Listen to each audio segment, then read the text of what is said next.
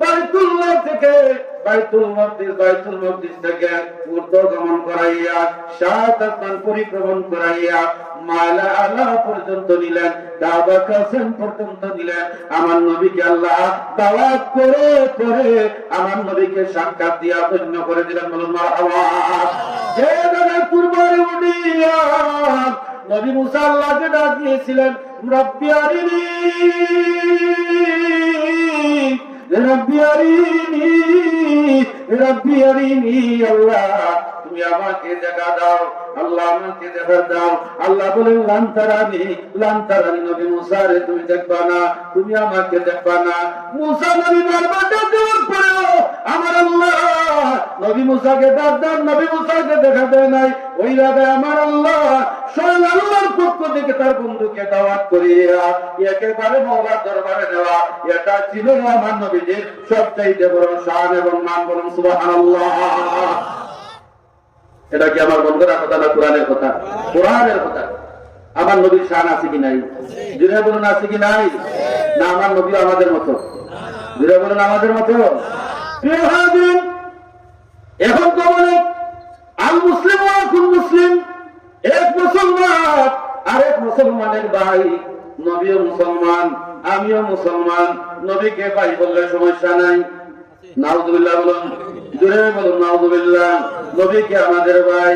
যদি এক মুসলমান আরেক মুসলমান না ভাই হয়ে থাকে, নবীকে যদি তুমি ভাই বলে সম্বোধন করো, তাহলে তোমার বাবাকে বাবা না বলিয়া বড় ভাই সব হইয়া তাদের নাম দেও। দেখো কি লেবরটা মাটি ধরে নি, ঠিক আছে? যাবো বলো বাপরে এখানে বাপটা কেন বাপটাকে তাই থাকে না আমি বলে বড় ভাই সব যাও খালি একদিন হয় না আনে বড় ভাই সব যে বলে লেবরটা মাটি ধরে নি, ঠিক আছে?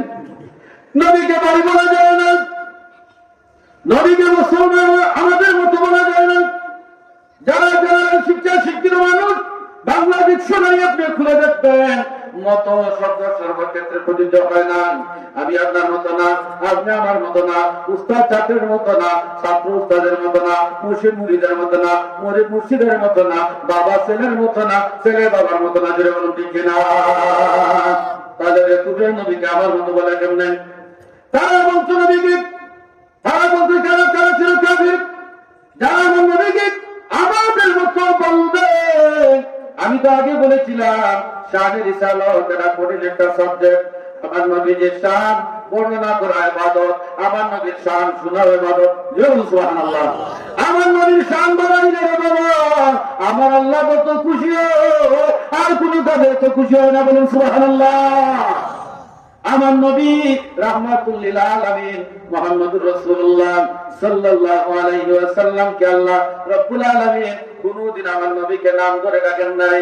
সলিমউদ্দিন, কলিমউদ্দিন এইভাবে কখনো ডাকতেন নাই। কুরআনুল কারীমের মধ্যে আল্লাহ ইব্রাহিম আলাইহিস সালামকে ইব্রাহিম বলে ডাক দিয়েছেন, মুসা কালিমুল্লাহ বলে ডাক দিয়েছেন, ইব্রাহিম খলিলুল্লাহ বলে ডাক দিয়েছেন, আদম আলাইহিস সালামকে আদম বলে ডাক দিয়েছেন।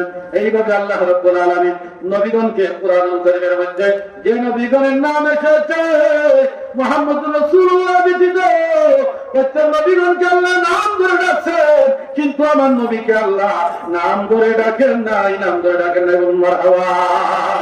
আমার আল্লাহ নবীকে ডাকছেন ইয়া আইয়ুহাল মুযাম্মিল, ইয়া আইয়ুহাল মুদ্দাসসির, মুহাম্মাদুর রাসূলুল্লাহ, ইয়াসিন ওয়াল কুরআনিল হাকীম, ইন্নাকা লামিনাল মুরসালিন। এই জাতীয় শব্দ দ্বারা আমার আল্লাহ আমার নবীকে ডাক দেয়। বলুন মারহাবা।